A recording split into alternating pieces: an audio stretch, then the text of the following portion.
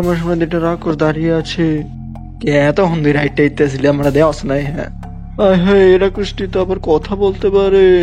বেশি কথা কইস না, রাত্রি করে তোর বার্গারটা দিয়ে আমি খাবো, আমার খিদে লাগছে। প্লিজ বউ, তুমি আমার বার্গারটি খেয়েও না।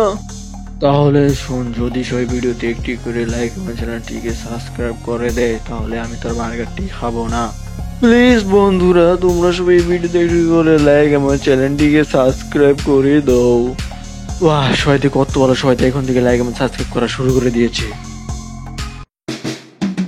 ও, অবশেষে রাক্ষসটি গেল, অনেক ভালো হয়েছে। এখন আমি বাসায় গিয়ে বার্গারটি খেতে পারবো।